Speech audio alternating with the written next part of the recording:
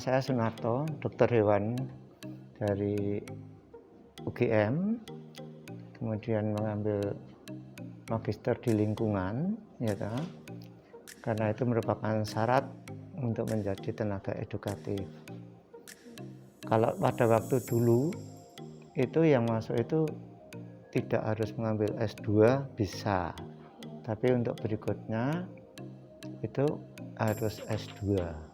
Contohnya ada dosen-dosen muda yang sekarang ini itu harus S2.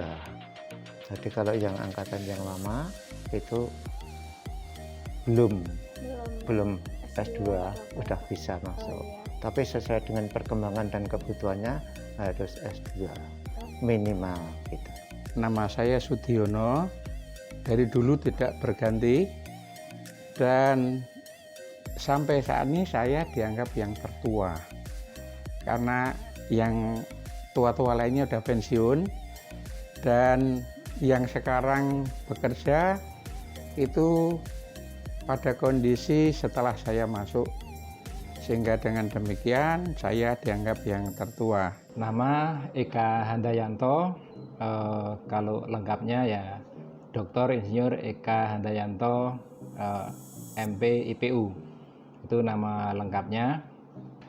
Posisi saya saat ini diberi amanah sebagai Wakil Dekan Bidang Akademik Fakultas Pertanian UNS sejak ini masuk ke tahun yang kedua atau masuk tahun yang kedua ya. Jadi sebelum ini kami diberi amanah sebagai Kepala Program Studi Peternakan sejak tahun 2015 sampai 2018, dan setelah itu berganti diberi amanah sebagai Wakil Dekan Bidang Akademik Fakultas Pertanian UNS.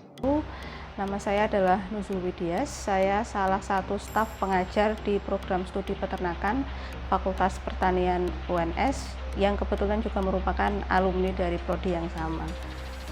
Nama saya Suarto. Ya, nama saya Pak Tris dan lengkapnya Pak Sutrisno Hadi Purnomo, lengkapnya SPT MSI PSD. Saya di sini selaku Kepala Program Studi Peternakan periode 2019 sampai 2023. Nama saya itu Insinyur YBP Subagio MS. Insinyur YBP Subagio MS. Saya yang pakai YBP, Bapak yang bikin basic, karena YBP tadi, ya. Itu.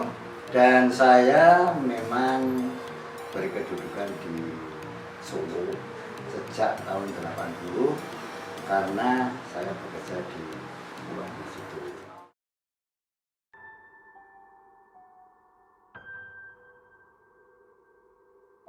Kalau zaman atau waktu dulu belum bisa diakreditasi karena waktu dulu itu di bawah naungan pertanian seperti saat ini, tapi kan belum terbentuk jurusan dan sebagainya. Dulu masih merupakan lab peternakan gitu aja. Jadi UNS ini didirikan tahun 76. Fakultas Peternakan sebenarnya sudah menjadi bagian yang direncanakan bersama-sama dengan fakultas lain. Tetapi karena ada berbagai pergantian pemimpin dan juga ada kendala-kendala teknis, maka tidak segera direalisasikan menjadi fakultas, sehingga sampai sekarang belum terwujud. Awal mula peternakan yang ada itu dimunculkan di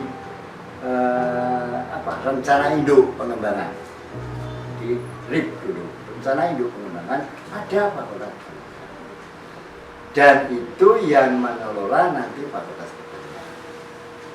Rencana itu yang mengelola fakultas. Nah, sehingga kita masuknya ke pertanian.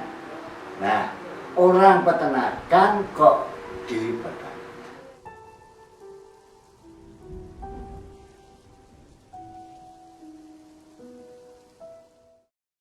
Kegiatan mahasiswa itu kalau saya pandang sekarang jauh lebih terakomodir ya, terutama dari segi fasilitas dan macam-macam itu jauh lebih terakomodir dari zaman dulu.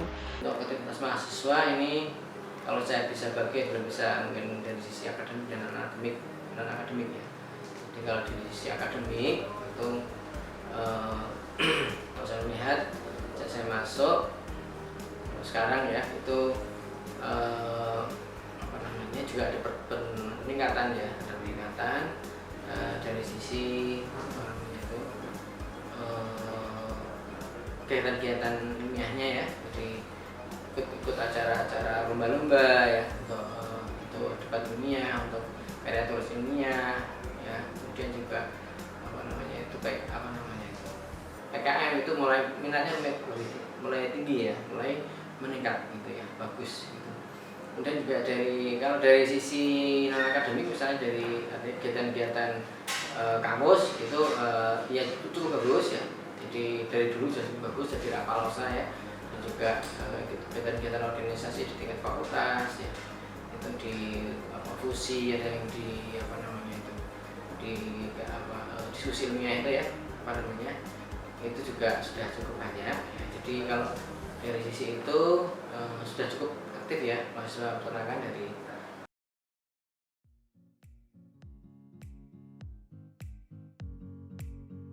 apa namanya kelasnya, kemudian untuk toiletnya dan sebagainya kan sudah distandarkan dan itu langsung dikendalikan oleh pihak universitas, dikelola oleh pihak universitas. Sedangkan masalah laboratorium tentu saja tidak hanya di peternakan, secara umum di Fakultas Pertanian ini sudah sudah berumur tua semua.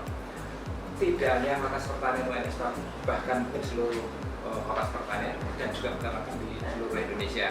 Ini karena kita kan terlibat di dalam forum pimpinan pendidikan peternakan Indonesia ya, PTPI, kalau peternakan, kalau pertanian ada PP, yang untuk pertanian sudah ada.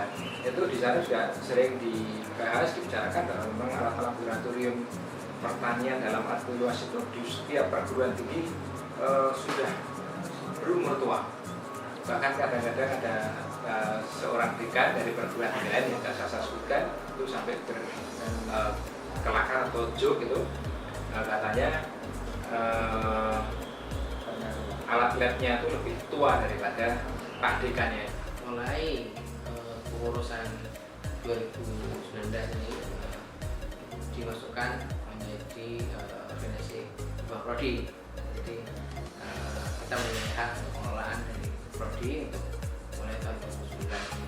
Jadi sehingga kita masukkan prodi jadi 5 lab, sebenarnya 4 lab. Jadi lab nutrisi dan olahan ternak, lab produksi ternak, lab industri pengolahan hasil ternak, dan lab sosial ekonomi.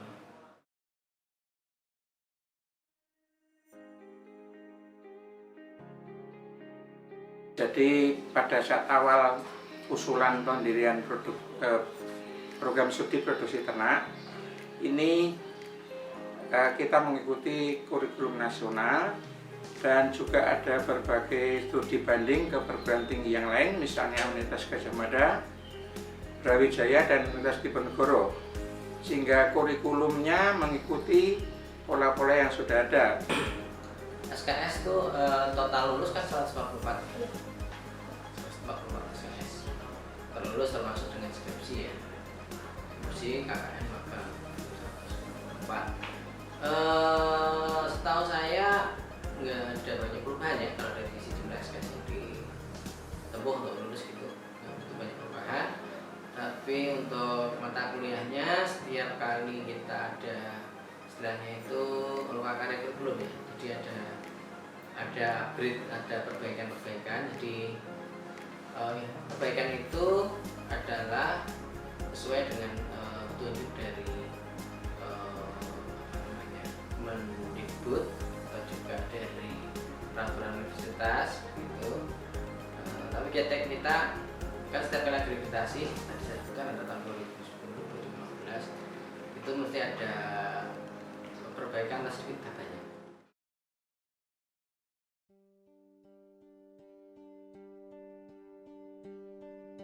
Itu pakai UHP ya.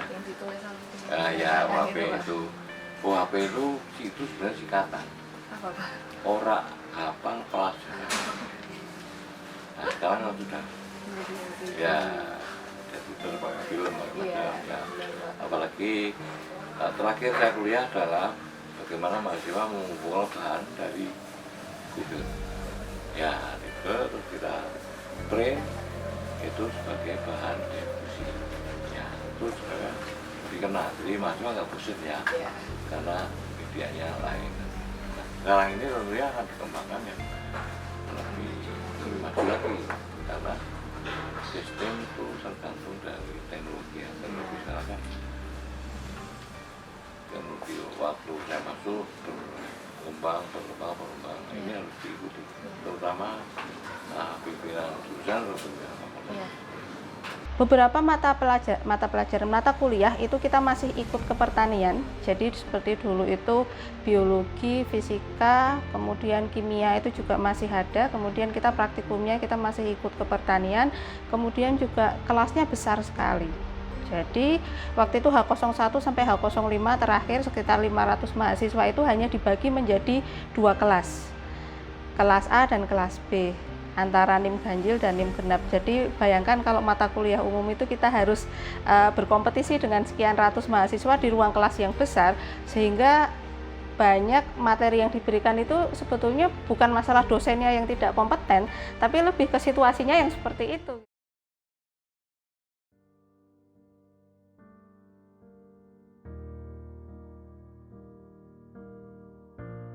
Dulu di situ, jadi kandang itu pertama ada itu justru pas angkatan saya. Jadi kakak tingkat saya yang cuma satu-satunya itu mereka belum punya fasilitas kandang. Dulu ada kandang itu tempatnya yang sekarang dipakai gedung E. Jadi di gedung E itu dulu ada kandang kecil di situ yang kita pakai buat kandang eksperimen. Tapi di situ itu kondisinya sangat tidak memadai, kandangnya kecil, kotor, dan kalau penelitian itu paling cuma bisa 2 kelompok penelitian. Padahal kan mahasiswanya banyak. Jadi ya sekarang sudah jauh lebih baik, dan fasilitas kandangnya juga sekarang lebih banyak lagi ya, meskipun belum sempurna tetap, tapi kalau dibandingkan dengan zaman dulu itu sudah cukup baik. Bercerita tentang perkandangan ini banyak yang mengharukan.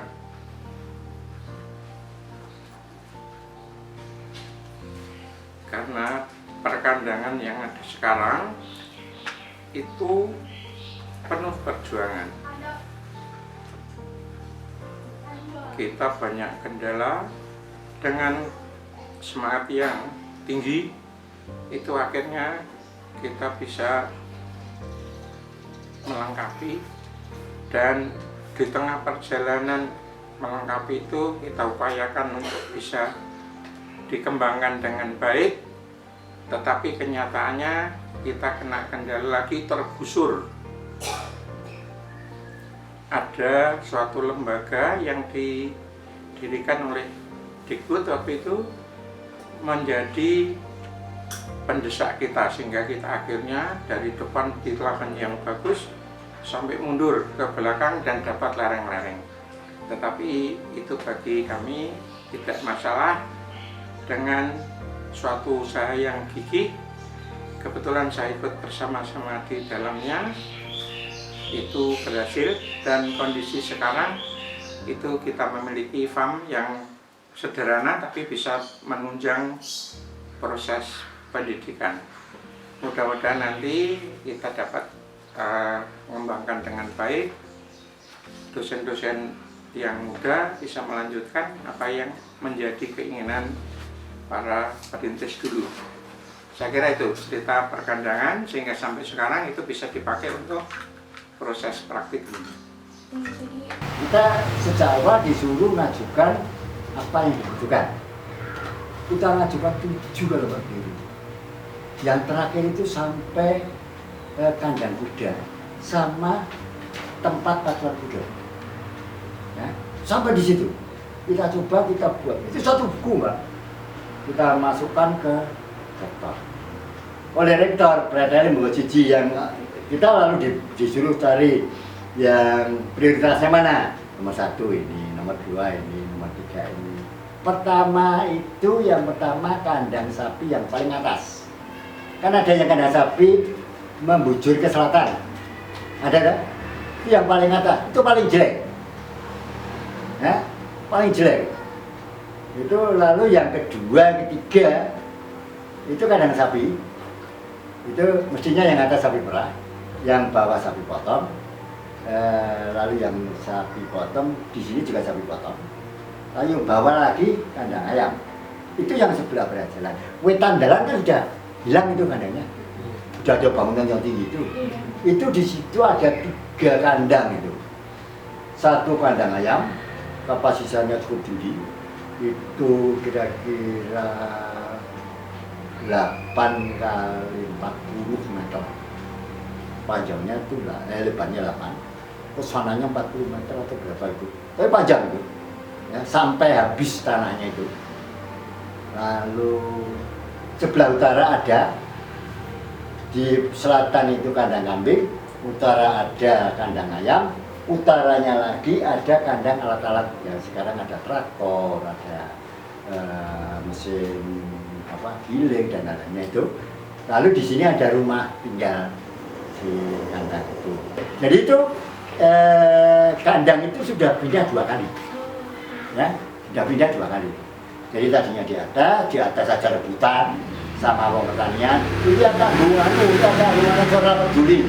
Pokoknya jadi kuwo ndak ku, kowe nek arep rene yo izin aku. Yen aku ra entuk nang kono saiki kowe nak kene ya ra entuk. Jadi itu sudah kita blok-blok. Kalau masalahnya cuman gini ya, kita menyadari semua orang-orang yang awal kita tuh gawe. Sesuk sing nganggo wong liya, ya wis menapik dienggo wong liya.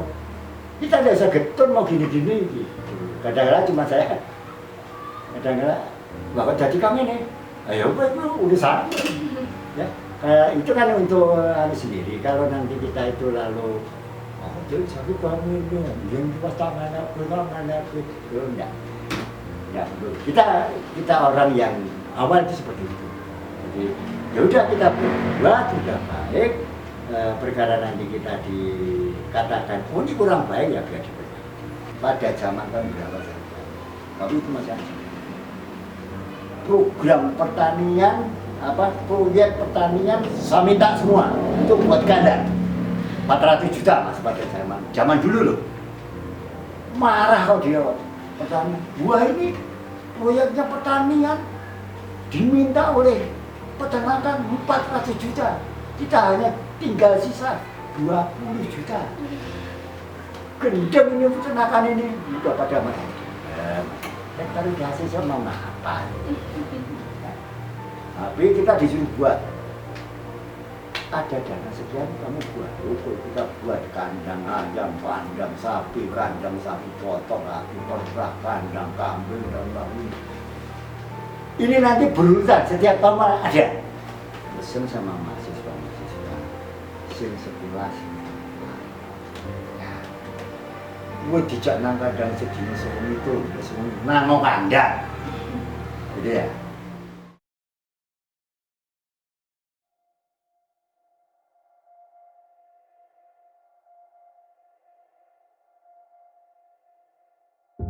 Kesesatan dan giliran dan sampai sekarang pun ruang kita itu tidak sesuai karena si perencana itu kita beri informasi. Sebagai contoh, gedung itu tingkat berapa? Tingkat 5. Nah kok lebih mung siji sok mati. Ya. Padahal mahasiswa jumlahnya berapa? Ya. Lep-lep hotel itu hanya kamarnya mung 12. Lep loro. Ini perencanaan ini, saya bilang sih perencana ini bisa goblok apa kok. Yang repot kan masih lah. Iya, betul Pak. Itu efeknya sampai sekarang. Saya usul dari diterima. Itulah jadi ruang. Kemudian peralatan. Peralatan itu perlu peralatan dan punya karakter. Misalnya ya kita mau bikin untuk kuliah itu pakai apa?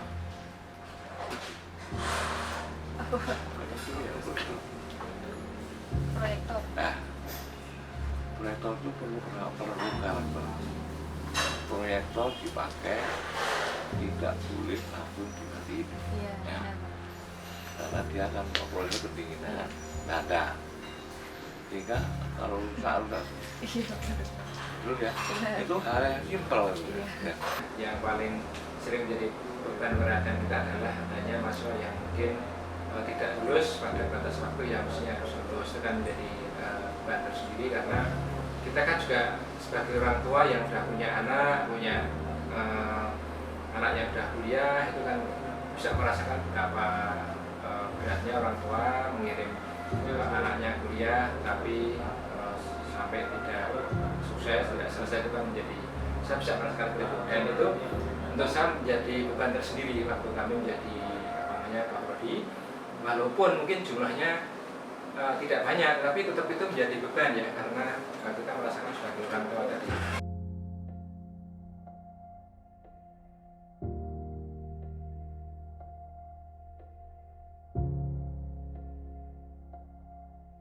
Memang karena waktu itu istilahnya orangnya belum begitu banyak dan adanya kebersamaan saling memiliki, kita merasa memiliki, berjuang untuk membentuk jurusan, siapa tahu nanti berikutnya bisa menuju ke fakultas ya kan, karena memang sekarang sudah ada.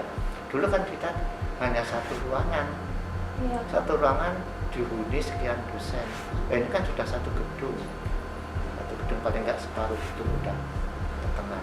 Ini mestinya dosen saya waktu itu yang mewawancarai saya waktu saya mau keterima jadi dosen itu, saya udah berjanji bahwasanya saya akan menjadi dosen di mata kuliah pemuliaan karena UNS kosong pemuliaannya. Saya tepati janji itu, makanya saya cari kuliah di situ. Nah, kebetulan setelah saya apply random, acak, bener-bener acak gitu loh. Nama beasiswanya saja saya enggak paham, saya langsung klik itu aja yang ada gitu, saya klik. Nah, ternyata keterima gitu. Dan pada waktu saya keterima itu saya senang sekaligus takut sekali. Karena itu belum giliran saya untuk berangkat sekolah katanya Kaprodi pada waktu itu. Jadi waktu itu pertama Bu Santi barengan saya berangkat dulu, kemudian Bu Ratih juga sudah berangkat, Bu Ayu juga sudah berangkat. Jadi saya harusnya nunggu salah satu dari mereka kembali dulu, saya baru berangkat gitu. Tapi saya dapat beasiswa itu. Gitu. Nah, kemudian karena saya merasa ragu-ragu, saya matur ke Pak Narto dan Pak Bagio. Pak Narto itu dulu PA saya. Kemudian kalau Pak Bagio itu memang ya beliau itu dekat sama mahasiswa gitu orangnya. Kemudian ya Pak Narto bilang, wes mangkat gitu. Udah berangkat, nanti saya yang akan bilang ke Kaprodi. Pak Bagio juga bilang seperti itu gitu. Jadi ternyata Pak Narto itu dulu juga sudah pernah keterima di universitas yang sama di Belanda saat saya mau S2. Hanya saja karena zaman dulu itu beliau itu komunikasi masih lewat pos. Dan posnya itu datang ke alamatnya itu terlambat beberapa bulan, jadi beliau sudah tidak bisa lagi kuliah di universitas tersebut. Nah, kemudian saya yang PA-nya Pak Narto keterima di universitas yang sama puluhan tahun kemudian. Jadi beliau sangat senang dan bangga sekali, dan beliau pada waktu itu nataki gitu loh cara-cara ini. Nanti saya yang akan matur ke Pak Kaprodi pada saat itu. Jadi dukungan dari para senior itu betul-betul luar biasa bagi saya ya. Bagi junior itu kalau didukung seperti itu sama seniornya itu benar-benar merasa terendorse gitu. Jadi merasa dibantu dan merasa kalau tanaman gitu disirami supaya tumbuh. Makanya sampai sekarang sama Pak Narto itu luar biasa, sama Pak Subagio juga, sama senior-senior yang lain juga tentunya.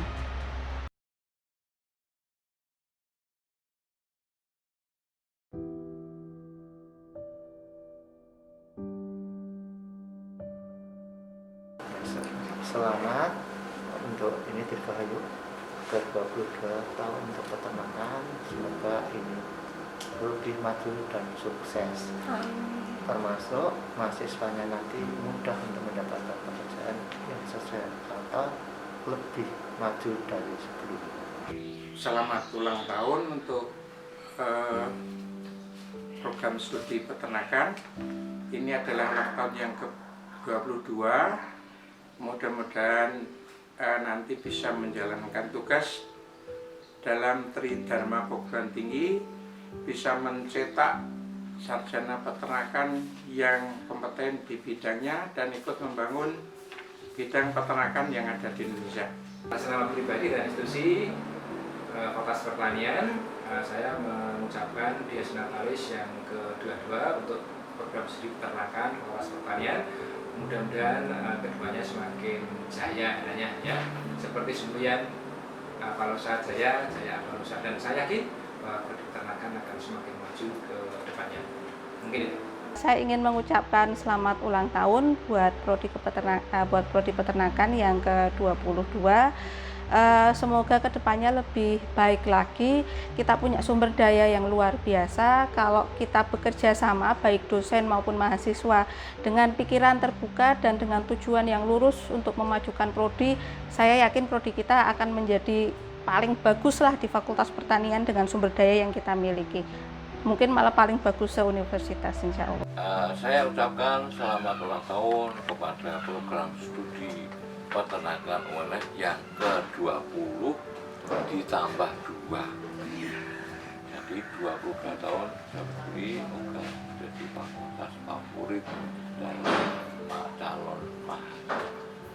Terima kasih. Selamat ulang tahun yang ke-22 program studi peternakan Fakultas Pertanian UNS. Semoga prodi peternakan semakin maju dan semakin jaya untuk tahun-tahun mendatang. Terima kasih. Sivitas akademika dan mahasiswa di program studi peternakan, kami mengucapkan atas nama saya pribadi, Pak YBP, yang bikin pusing Pak Subagio, mengucapkan selamat ulang tahun kepada program studi peternakan UNS yang ke-22. Semoga ini menjadikan satu titik awal ataupun titik balik untuk dapat meningkatkan dan menyejahterakan semua sivitas akademika. Yang selanjutnya, saya hanya menantikan kapan Anda menjadi Fakultas Peternakan di Universitas 11 Maret. Janji saya dulu 5 tahun, semoga dalam 5 tahun yang akan datang bisa terlaksana. Terima kasih, selamat berdies Natalis. Terima kasih.